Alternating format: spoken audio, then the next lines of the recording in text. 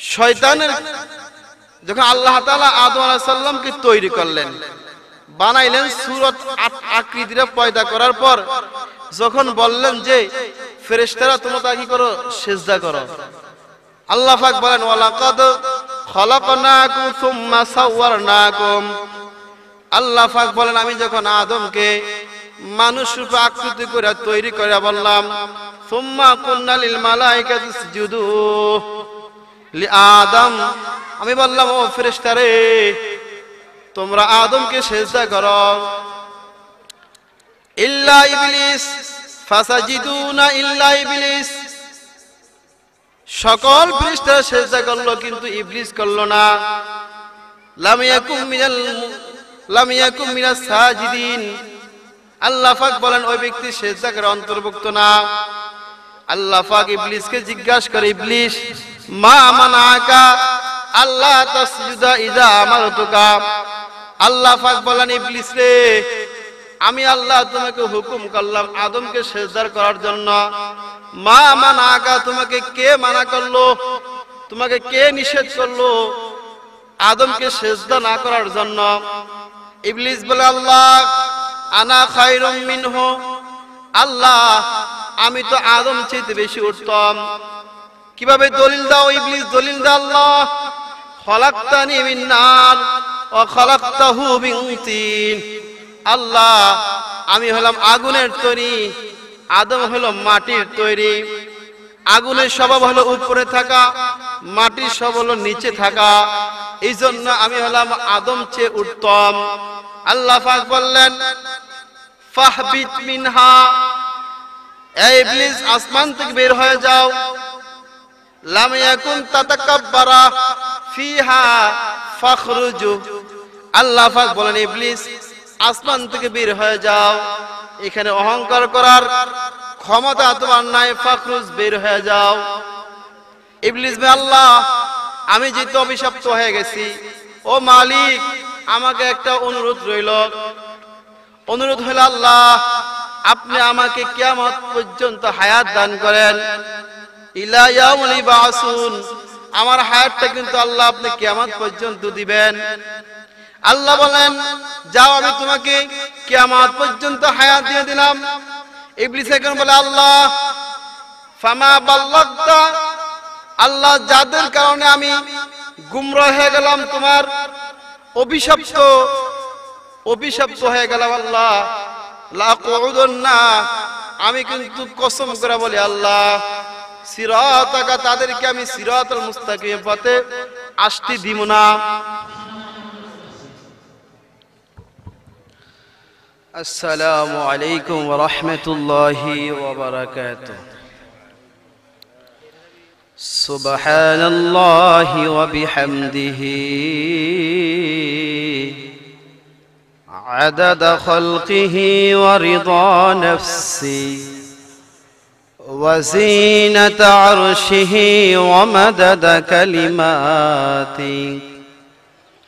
ونشهد أن سيدنا وحبيبنا وطبيب قلوبنا ومرشدنا وأولانا ومولانا محمد صلى الله عليه وعلى آله وأصحابه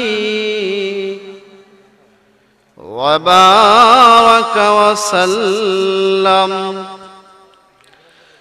أما بعد، قال الله تعالى في كلامه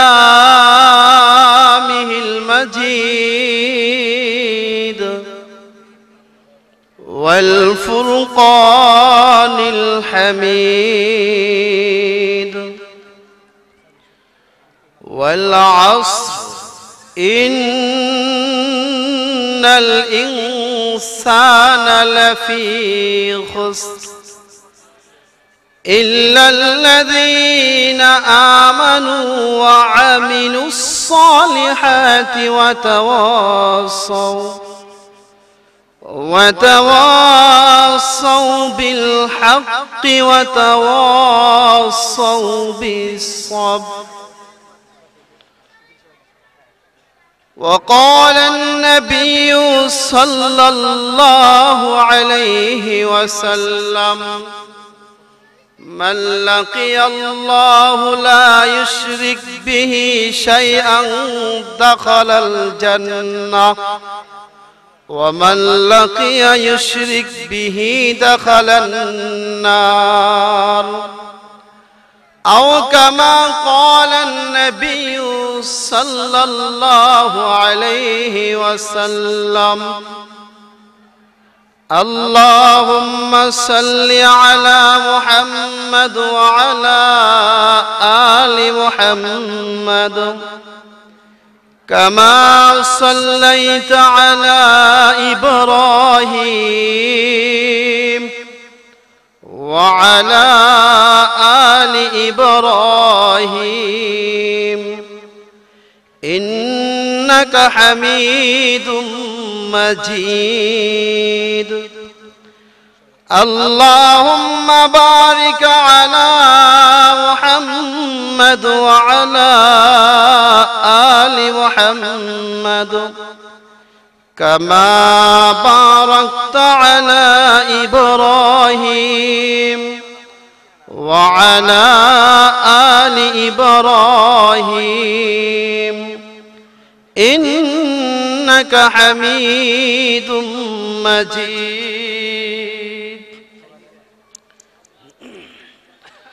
الحمد لله আল্লাহ পাকের শুকর যে আল্লাহ রাব্বুল আলামিন আমাদেরকে মুবারকময় জলসাতে বসার তৌফিক দান করেছেন। আল্লাহ পাক যাদেরকে পছন্দ করেন তাদেরকে আল্লাহ তাআলা বরকতময় মজলিসে বসার তৌফিক দান করে, ঠিক কিনা ভাই? যাদের মধ্যে আল্লাহ তাআলা ঈমান দ্বারা পরিপূর্ণ করেন, যাদের সিনার মধ্যে আল্লাহ তাআলা ইসলাম দান করেন, তাহারাই দ্বীনের কাজের মধ্যে অগ্রসর হয়, তাহারাই কিন্তু মাহফিলের প্যান্ডেলে আসে। এই জন্য আমি আপনাদের সামনে অল্প সময় কিছু কথা বলবো, যে কথাগুলো আপনারা মনোযোগ সহকারে শুনতে হবে। মনোযোগ সহকারে শোনার কথা আল্লাহ পাক নিজেই বলছেন, আল্লাযীনা ইয়াস্তামিউনাল কওলা ফায়াত্তাবিউনা আহসানাহু। এই আয়াত আল্লাহ পাক বললেন, তোমরা যখন কোরআনের কথা হবে তখন তোমরা মনোযোগ সহকারে কথাগুলো শোনো। ফায়াত্তাবিউনা আহসানাহু, এই কথার মধ্যে যেটা উত্তম কথা ওইটার উপরে আমল করো। আমল করলে কি হবে? আল্লাহ পাক তোমাকে এর দ্বারা হেদায়েতের রাস্তা খুলে দিবে। সুবহানাল্লাহ। আমি আমার মূল বিষয়ের মধ্যে আলোচনা করতেছি, বিষয়টা হলো ওয়াল আসর। আমি সূরা আসর আপনাদের সামনে তেলাওয়াত করছি। সূরা আসরের মধ্যে 3টি আয়াত আছে, 14টা বাক্য আছে, 68টা শব্দ আছে। এটা আল্লাহর কাছে একটা গুরুত্বপূর্ণ একটা সূরা। ইমাম শাফি রাহমাতুল্লাহ আলাইহি বলেন, যদি আল্লাহ পাক সূরা আসর নাজিল করার পর কোন সূরা নাজিল না করত, কোন আয়াত নাজিল না করত, তাহলে যদি কোনো মানুষ এই সূরা আসরের উপরে গবেষণা করে চিন্তা করে, তাহলে তার জন্য এই সূরাটা হেদায়েতের প্রাপ্ত হয়ে যাবে। সুবহানাল্লাহ। এমন একটা সূরা আপনাদের সামনে তেলাওয়াত করেছে, ওয়াল আসর। আল্লাহ পাক আসরের কসম খাইছেন। আসর হয়তো পারে এই আসর দ্বারা আসর নামাজের সময়ের কসম। হাদিস শরীফে আছে, আল্লাহ রাসূল বললেন যে ওয়াল আসর দ্বারা আসরে বোঝানো হয়। এরকম ভাবে বললেন যে বান্দার আসর সময়টা যেত সংক্ষেপ, জোহরের নামাজের সময়টা কিন্তু অনেক বড়, ঠিক না? জোহরের সময়টা কিন্তু অনেক লম্বা টাইম, আসরের সময় কিন্তু একদম সংক্ষেপ। বলা হয়েছে এই জন্যই আল্লাহ হাবিব বলেন, হাদিস শরীফে আছেন, কোন ব্যক্তি যদি আসর দ্বারা গবেষণা করলো তাহলে ওই ব্যক্তি হেদায়েতের প্রাপ্ত হয়ে গেল। আগের জামানার উম্মতরা যদি আসরের নামাজের কথা বলা হয়েছে, এই জন্য আগের জামানার উম্মতরা যদি জোহরের নামাজের সময় মতো হায়াত পায়, তো লম্বা হায়াত পায়, আমার উম্মত যদিও আসরের মতো সময় সংক্ষেপ সময় পায়, আমার উম্মতের হায়াত কম অন্য উম্মতের হায়াত বেশি, তারা এই বেশি হায়াতের মধ্যে আমল কইরা যা আমল করলো, আমার উম্মতে অল্প হায়াতের মধ্যে যা আমল করবে তাদের হায়াতের চেয়ে আমার উম্মতের হায়াতের আমলের মর্তবা বেশি। সুবহানাল্লাহ। এই হলো একটা মানে। আরেকটা মানে হলো আসত যুগ, সময়। ইমাম রাজি রাহমাতুল্লাহ আলাইহি বলেন যে আমি এই আসর দ্বারা আল্লাহ তাআলা কি বলতে চান এটা বুঝার জন্য আমি ওই বরফ বিক্রেতার কথাটা আমার মনে হলো, যে বরফ বিক্রেতা বলতেছে ভাই আমাকে একটু বাঁচাও। তখন বলা হলে কেন তোমাকে বাঁচাবে? দেখো আমার বরফগুলো হইলে আস্তে আস্তে সব শেষ হয়ে যাচ্ছে। ইমাম রাজি রাহমাতুল্লাহ বলেন বান্দা যদি ওই বরফ বিক্রেতার মতো চিন্তা করে, গবেষণা করে যে তোমার হায়াত দিন দিন আস্তে আস্তে শেষ হয়ে যাইতেছে, ঠিক নি? এজন্য আল্লাহর পয়গম্বর বলে উম্মত ইগতানিম খামসান ক্বাবলা খামস ওয়া হায়াতাকা ক্বাবলা মাউতাকা ওয়া শাবাবাকা ক্বাবলা হারামাকা। আল্লাহর পয়গম্বর বলেন উম্মত রে, যদি পাঁচটা বিষয় আসার পূর্বে পাঁচটা বিষয়কে তুমি গুরুত্ব দাও, পাঁচটা বিষয় আসার পূর্বে যদি পাঁচটা বিষয়ের মূল্যায়ন করো, আল্লাহর পয়গম্বর বলেন উম্মত ওয়াল হায়াতাকা ক্বাবলা মাউতাকা, মৃত্যু আসার পূর্বে যখন তুমি হায়াতের মূল্যায়ন করবা, তাহলে বুঝা গেল হায়াতের অনেক দাম। হায়াতের কি ভাই? অনেক দাম। এজন্য আল্লাহর পয়গম্বর বললেন হায়াতাকা ক্বাবলা মাউতাকা, মৃত্যু আসার পূর্বে হায়াতের মূল্যায়ন করো। আল্লাহ পাক তোমাকে যেই হায়াত নামক দৌলত সম্পদ দান করেছে, যে ব্যবসা দিছে, এই ব্যবসা যদি দুনিয়াতে পুঁজি না করতে পারো তাহলে কবরে গেলে তোমার উপায় থাকবে না। ওয়া শাবাবাকা ক্বাবলা হারামাকা, বৃদ্ধ আসার পূর্বে যৌবন সময়কে তুমি মূল্যায়ন করো। এখন তুমি যুবক আছো, এই সময়টা মূল্যায়ন করো। যখন তুমি বৃদ্ধ হয়ে যাইবা তাহলে ওই সময়ের মধ্যে যুবক হালাতে যে কাজ করতে পারবা, বৃদ্ধ হালাতে ওই কাজ করতে পারবা না। যৌবকের দাম অনেক বেশি। হাদিস শরীফে আছেন ময়দানে হাসর আল্লাহ পাক 7 প্রকার লোককে আল্লাহ তাআলা আরশে আজিমে নিচে ছায়া দান করবেন। কখন? যখন আল্লাহ তাআলার আরশে আজিমের ছায়া ছাড়া ময়দানে হাসরে কোনো ছায়া থাকবে না। ওই 7 প্রকারের মধ্যে এক প্রকার আছে যৌবন কালের ইবাদতের কথা। যে ব্যক্তি যৌবনে ইবাদত করে ওই ব্যক্তিকে আল্লাহ তাআলা ময়দানে হাসরে আরশের নিচে ছায়া দান করবেন। সুবহানাল্লাহ। قال رسول الله صلى الله عليه وسلم سبعة يظلهم الله في ظله إلا ظل يوم في ظله। আল্লাহর পয়গম্বর বলে উম্মত 7টা আল্লাহর পয়গম্বর বলে উম্মত ময়দানে হাসরে এমন এক হালাত হবে, এখন বর্তমান সূর্যটা 9,30,000 মাইল দূরে অবস্থিত। ওই সময় সূর্যটা তোমার মাথার উপরে চলে আসবে একদম নিকটে। উম্মত ওই সময় আল্লাহ তাআলা আরশে আজিমের ছায়া ছাড়া কোনো ছায়া তুমি পাইবা না। কিন্তু ওই সময় আল্লাহ পাক 7 প্রকার লোককে ছায়া দান করবেন। তার মধ্যে প্রথম প্রকার লোক হলো আল ইমামুল আদিলুন, ইনসাফকার বাদশা, ন্যায় বিচারক বাদশা। দ্বিতীয় প্রকার বললেন ওয়াশাবুন নাশা ফি ইবাদাতি রাব্বিহ, যে ব্যক্তি যৌবনকাল ইবাদত করে রব্বি করিম আল্লাহ তাকে কি করবেন? ময়দানে হাসরে আল্লাহ পাক আরশের নিচে ছায়া দান করবেন। সুবহানাল্লাহ। তাহলে যৌবনকালের ইবাদতের দাম আছে কিনা ভাই?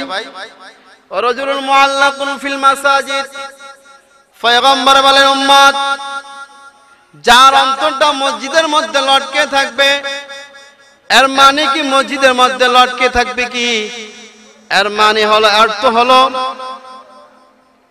যে ব্যক্তি মসজিদে 5 ওয়াক্ত নামাজ পড়ে, দায়ী মুসল্লি সে যখন দুনিয়ার কোন কাজে মসজিদ থেকে বাইর হয়, মসজিদ থেকে বাইর হওয়ার পর যখন জোহরের নামাজে আযান হয়ে যায় তখন সে ছটফট করে কখন সে মসজিদে চলে আসবে। এইজন্য আল্লাহ রাসূল বললেন রাজুলুন মুআল্লাকুন ফিল মাসাজিদ, যার অন্তরটা মসজিদের সাথে লটকে থাকবে, যার অন্তরটা বারবার মসজিদের কথা মনে হবে। এজন্য আল্লাহর পয়গম্বর বলেন 4 নাম্বার বলেন রাজুলান তাহাব্বানি ফিল্লাহ ইসতামা আলাই ওয়া মা তাফাররাকা আলাই। বলা হয় দুইজন ব্যক্তি একে অপরকে ভালোবাসে একমাত্র আল্লাহ তাআলার উদ্দেশ্যে। ভালোবাসে কার উদ্দেশ্যে ভাই? আল্লাহ পাকের উদ্দেশ্যে একমাত্র কি করেন? ভালোবাসেন। তাহলে ভালোবাসা যদি দুইজনে ভালোবাসা হবে আল্লাহ পাকের উদ্দেশ্যে, ওয়া তাফাররাকা আলাই, আর তাদের ভালোবাসা আবার চিহ্ন হয় আল্লাহ তাআলার উদ্দেশ্যে। আলী রাদিয়াল্লাহু তাআলা একদিন এক মজলিসের মধ্যে দাঁড়াইছেন, সাহাবায়ে কেরাম ওখানে উপস্থিত আছেন। এক বড়দিন কাফের বললেন, আল্লাহর পয়গম্বরকে গালি দিয়ে শুরু করলেন। আলী রাদিয়াল্লাহু তাআলা যেটা আসাদুল্লাহ, আল্লাহর বাগ, পয়গম্বরের সামনে পয়গম্বরের সামনে যখন গালি দেওয়া শুরু করলো, আলী রাদিয়াল্লাহু তাআলা ওই ব্যক্তিকে সাথে সাথে ধরলেন, ধরে মাটিতে শোয়াইলেন। শোয়ার পর তার বুকের উপরে উঠলেন। উঠার পর আলী রাদিয়াল্লাহু তাআলা তার তলোয়ারটা বার করলেন, ওই ব্যক্তিকে হত্যা করবে। সাথে সাথে ওই ব্যক্তি কি করলেন? যে আলী রাদিয়াল্লাহু তাআলা মুখের মধ্যে থুতু নিক্ষেপ করলেন। থুতু নিক্ষেপ করার পর আলী রাদিয়াল্লাহু তাআলা কি করলেন? তাকে ছেড়ে দিলেন। সাহাবায়ে কেরাম বলেন, আলী কি কাজ করলা যে পয়গম্বরকে গালি দিল, অথচ তোমার মুখে থুতু নিক্ষেপ করার কারণে তুমি তাকে ছেড়ে দিলা, কারণ কি? আলী বললেন, ও সাহাবীরা, আমার কিছুক্ষণ আগে যে রাগটা ছিল ওই রাগটা ছিল আল্লাহর উদ্দেশ্যে, কিন্তু সে পয়গম্বরকে গালি দিছে। এখন যে রাগ হলো ওই রাগটা হলো আমার নিজের ব্যক্তিগত, এই জন্য আমি কি করলাম? তাকে ছেড়ে দিলাম। দেখ, আমি যে মূল কথা বলতেছিলাম যে আল্লাহ পাক যৌবনকালের ইবাদতের দাম আল্লাহর কাছে বেশি। কথাকে বুঝাইছি কিনা? যৌবনের ইবাদত আল্লাহর কাছে অনেক দাম, অনেক দাম। এজন্য আল্লাহ তাআলা ওয়াল আসর দ্বারা বুঝাইলো যুগের কসম, হায়াতের কসম, তো সময়ের কসম। তোমার সময়টা দিন দিন বরফের মতো আস্তে আস্তে গলে গলে শেষ হয়ে গেছে। ইন্নাল ইনসানা লাফি খুসর। তারপর আল্লাহ পাক বলেন, নিশ্চয়ই মানুষগুলো ক্ষতিগ্রস্তের মধ্যে রয়েছে। নিশ্চয়ই মানুষগুলো কি রয়েছে? ক্ষতিগ্রস্তের মধ্যে রয়েছে। মানুষগুলো ক্ষতিগ্রস্তের মধ্যে রয়েছে কিভাবে? ক্ষতিগ্রস্ত রয়েছে এইভাবেই, শয়তানের যখন আল্লাহ তাআলা আদম আলাইহিস সালামকে তৈরি করলেন, বানাইলেন, সূরত আকৃতিতে পয়দা করার পর যখন বললেন যে ফেরেশতারা তোমরা কি করো? সিজদা করো। আল্লাহ পাক বলেন, ওয়ালাকাদ খলাকনাকুম সুম্মা সাওয়ারনাকুম। আল্লাহ পাক বলেন, আমি যখন আদমকে মানুষ রূপে আকৃতি করে তৈরি করে বললাম, সুম্মা কুননা লিল মালাইকাতি ইসজুদু লি আদম, আমি বললাম ও ফেরেশতারে তোমরা আদমকে সিজদা করো। ইল্লা ইবলিস ফাসাজিদুনা ইল্লা ইবলিস, সকল ফেরেশতারা সিজদা করলো কিন্তু ইবলিস করলো না। লাম ইয়াকুম মিনাস সাজিদিন। আল্লাহ পাক বলেন ওই ব্যক্তি সিজদা করে অন্তর্ভুক্ত না।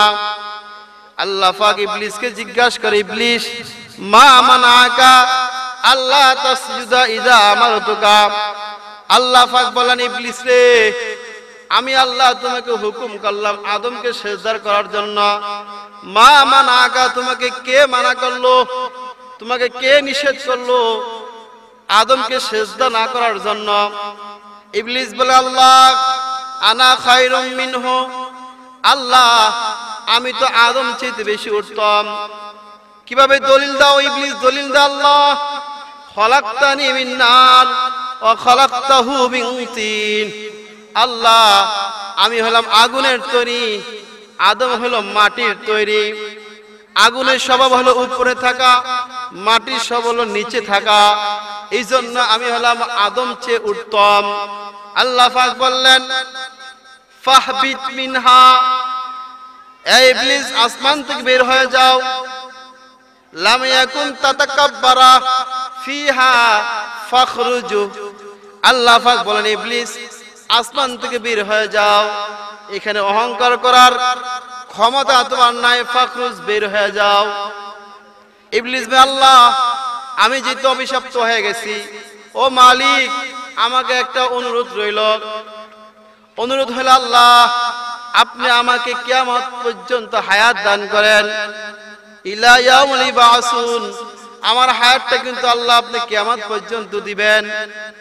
আল্লাহ বলেন যাও আমি তোমাকে কিয়ামত পর্যন্ত হায়াত দিয়ে দিলাম। ইবলিস এখন বলে আল্লাহ ফামা বাল্লাগতা, আল্লাহ যাদের কারণে আমি গুমরাহ হয়ে গেলাম, তোমার অভিশপ্ত হয়ে গেলাম, আল্লাহ লাকুদুন্না, আমি কিন্তু কসম করে বলি আল্লাহ সিরাতাকা, তাদেরকে আমি সিরাতাল মুস্তাকিম পথে আসতে দিব না। আল্লাহ পাক বলেন ও ফেরেশতা, আল্লাহ পাক বলেন ও শয়তান, ও ইবলিস আমার বান্দাই কিভাবে একটু ধোঁকা দিবে আমাকে বলো না। বলে আতি আন্নাহুম মিন বাইনি আইদিহি ওয়া মিন খালফিহিম, বলে আল্লাহ আমি আপনার বান্দাকে ধোঁকা দিব সামনের দিক থেকে পিছনের দিক থেকে। ওয়া আন আইমানিহিম ওয়া আন শিমালিহি ওয়া আন শামালি, আল্লাহ শয়তান বলে আল্লাহ তোমার বান্দাকে আমি পিছনের দিক থেকে সামনের দিক থেকে আমি কিন্তু ধোঁকা দিব, কারণ তোমার বান্দা জানে না তারা কিদেরকে আমি সামনের দিক থেকে পিছনের দিক থেকে ডান দিক থেকে বাম দিক থেকে কি করব ধোঁকা দিব। আল্লাহ পাক বলেন ইবলিস রে তুমি তো ৬০টা দিক বললা, দিক তো মোট ৬টা, দিক কয়টা? দিক মোট ৬টা। ও ইবলিস তুমি যদিও ডান দিক থেকে ধোঁকা দাও, বাম দিক থেকে দাও, সামনের দিকে দাও, পিছন দিক থেকে দাও, শুনে রাখো রে আমার বান্দার কাছে কিন্তু আমি দিক ৬টা প্রকাশ করে দিলাম, উপরের দিক এবং নিচের দিক। আমার বান্দা যখন তোমার এই কুমন্ত্রের মধ্যে পড়ে থাকবে, সারাটা জীবন যদি সে কুপুরি করলো, শেষ বয়সে যদি কি আমি আল্লাহর কুদরত পায় একটা সেজদা দিল, যদি আমি আল্লাহর কুদরত পায় সেজদা দিল, আমি আল্লাহ আমার বান্দাকে মাফ করে দিব। সুবহানাল্লাহ। আর আমার বান্দা যদি কোনো এক কারণে আমার কাছে উপরে হাত তুলে বলে রব্বানা যালামনা, ও প্রভু আমরা অত্যাচার করেছি আনফুসানা, আমাদের নিজের নফসের উপর, শয়তান জানে রাখ আমি আল্লাহ সাথে সাথে আমার বান্দাকে মাফ করে দিব। সুবহানাল্লাহ। কি করবেন ভাই? মাফ করে দিবেন। এই জন্য শয়তান বলতেছে আল্লাহ আমাকে যেহেতু আপনি অভিশপ্ত দড়ি আমার গলায় পরে দিচ্ছেন, আমি আপনার বান্দা কি করব ধোঁকা দিব। আল্লাহ পাক বলেন যদি আমার বান্দাকে ধোঁকা দাও, তাহলে আমার বান্দা যদি উপর দিকে হাত তোলে, নিচের দিকে হাত তোলে, নিচে দিকে আমার বান্দা যদি সেজদা দেয়, সাথে সাথে আমি আমার বান্দাকে মাফ করে দিব। সুবহানাল্লাহ। আল্লাহ পাক বলেন ইন্নাল ইনসানা লাফি খুসর। শয়তান বললেন, গ্যারান্টি দিলেন আল্লাহ, আপনি বললেন যে সকল মানুষগুলো ক্ষতিগ্রস্তের মধ্যে রয়েছে। আল্লাহ পাক বলেন শুধু ইল্লাল্লাযীনা আমানু, ৬০টা বিষয় আল্লাহ পাক বললেন এই ক্ষতির থেকে বাঁচতে হলে ৬০টা বিষয়ের উপর আমল করতে হবে। ইল্লাল্লাযীনা আমানু, যদি ঈমান আনে, কি আনে ভাই? ঈমান আনে। ঈমান কার নাম? যেগুলো দেখা যায় না, না দেখে বিশ্বাস করার নাম আলিমুল গায়ব। অন দেখা যে বিষয়গুলো দেখা যায় না, আমরা কি আল্লাহকে দেখছি? আমরা কি নবীকে দেখছি? জান্নাত দেখছি? জাহান্নাম দেখছি? এই যে না দেখার উপরে বিশ্বাস করার নামই হলো ঈমান। নামই হলো কি? ঈমান। ইল্লাল্লাযীনা আমানু, আমার যে বান্দা ঈমান আনবে, ঈমান মধ্যে ইখলাস ওয়ালা ঈমান চাই, ইখলাস ওয়ালা ঈমান আল্লাহর পাকে গ্রহণযোগ্য করেন, কিন্তু ইখলাস ছাড়া ঈমান আল্লাহ গ্রহণযোগ্য করেন না। ঈমান আনতে হবে তাকদীরের উপরে, ঈমান আনতে হবে আমার ভালো বিষয়ের উপরে, খারাপ বিষয়ের উপরে। আমার হায়াতের মধ্যে যা কিছু ঘটবে, আমার হায়াতের মধ্যে যা কিছু ঘটে যাবে, এই সব কিছুর উপরে, তাকদীরের উপরে ঈমান আনার নাম হলো ঈমান। এই বিশ্বাসের নাম হলো কি ভাই? ঈমান। এইজন্য বলেছেন বেজাল মুক্ত ঈমান না, ঈমান লাগবে ইখলাস ওয়ালা ঈমান। খাওয়ায় কে?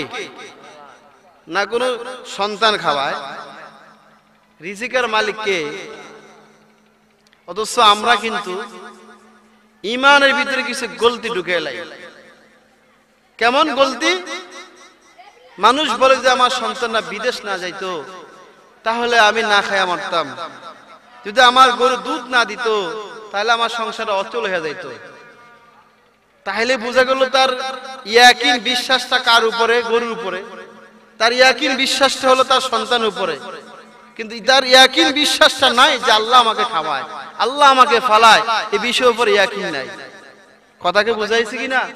এজন্য আল্লাহ পাক বললেন, আমার যে বান্দা আমার সাথে সাক্ষাৎ করতে চায়, ফামান কানা ইয়ারজু লিকা রাব্বিহি ফালইয়ামাল আমালান সালিহা ওয়ালা ইউশরিক বিইবাদাতি রাব্বিহি আহাদা। আল্লাহ পাক বললেন, ও আমার বান্দা, তোমরা যারা আমার সাথে সাক্ষাৎ করতে চাও, তোমরা কিন্তু আমলে সালেহ নেক করতে হবে, আমলে সালেহ আমল করতে হবে।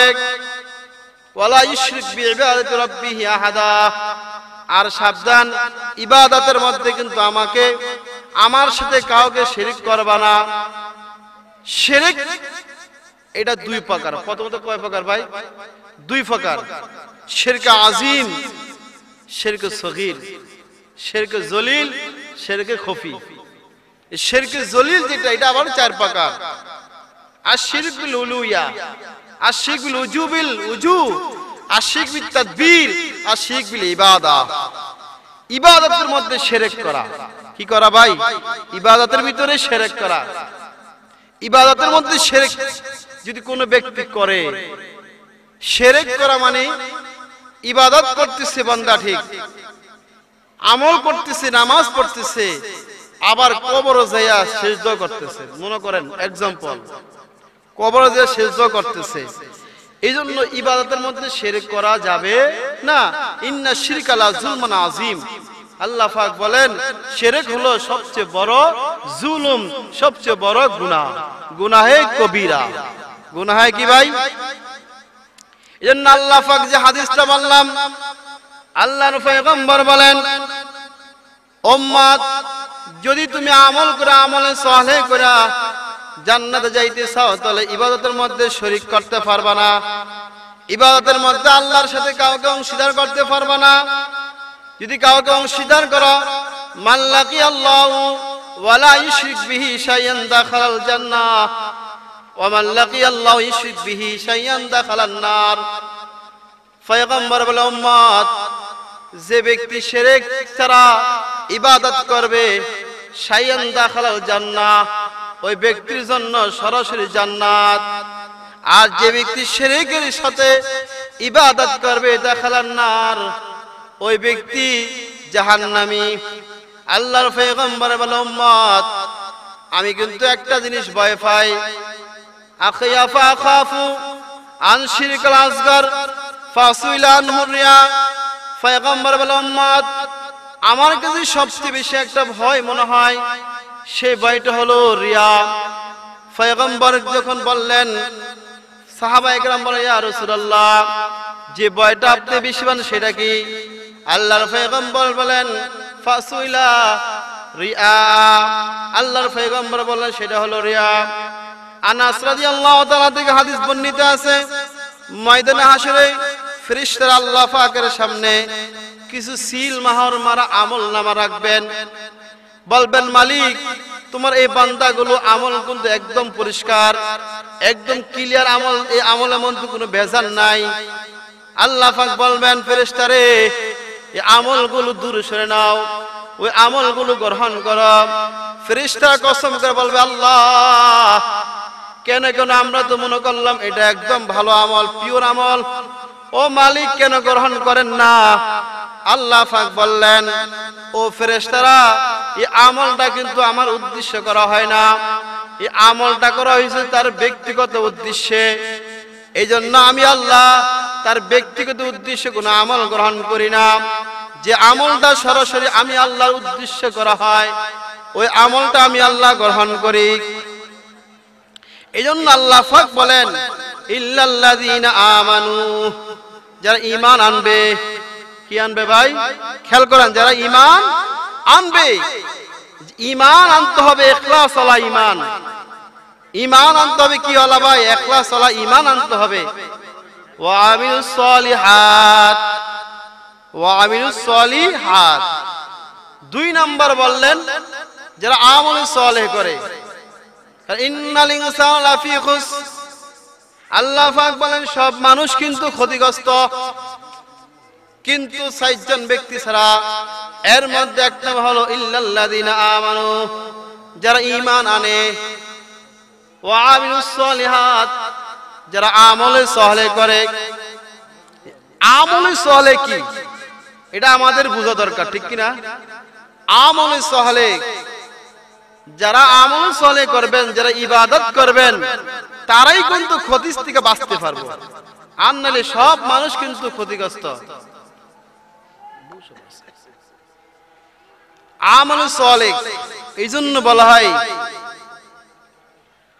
আমল সালেহ হলো নামাজ। কি ভাই? আমল সালেহ হলো যাকাত, আমল সালেহ হলো হজ, আমল সালেহ হলো রোজা, আমল সালেহ হলো হালালকে হালাল বুঝা মানা, হারামকে হারাম বুঝা মানা। কথা কি বুঝাইছি কিনা? এগুলো হলো কি আমলে সালেহ। আমলে সালেহ বিদ্যা এই জন্য বলেন, ওয়া ইবাদার রহমানিল্লাযীনা ইয়ামশুনা আলাল হাওনা ওয়া ইযা খাতাহুম জাহিলুনা ক্বালু সালামা। আল্লাহ পাক বলেন, আমার ওই বান্দা, আমার ওই রহমান বান্দা শুধুমাত্র তারাই হবে যারা আমলে সালেহ করে। রহমানে বান্দা কারা? রহমানে বান্দা হলো যারা নামাজ পড়ে, তারা হলো আল্লাহ রহমানে বান্দা। যারা হজ করে তারা হলো আল্লাহ রহমানে বান্দা। যারা রোজা রাখে তারা হলো আল্লাহ রহমানে বান্দা। যারা আল্লাহর হুকুম হাকাম মানে তারা হলো রহমানের বান্দা। রহমানের বান্দা হওয়ার জন্য আমলে সালেহ দরকার। কথা কি বুঝাইছি কিনা? কি দরকার ভাই? আমলে সালেহ দরকার। এই আমলে সালেহ যারা করবে তারাই কিন্তু ক্ষতি থেকে বাঁচতে পারবে। ইল্লাল্লাযীনা আমানু ওয়া আমিলুস সলিহাত ওয়া তাওয়াসাউ বিল হক ওয়া তাওয়াসাউ বিস সাবর। 2 নাম্বার কর্মসূচি শেষ। 3 নাম্বার বলে ওয়া তাওয়াসাউ বিল হক, যারা সত্যের উপদেশ দেয়।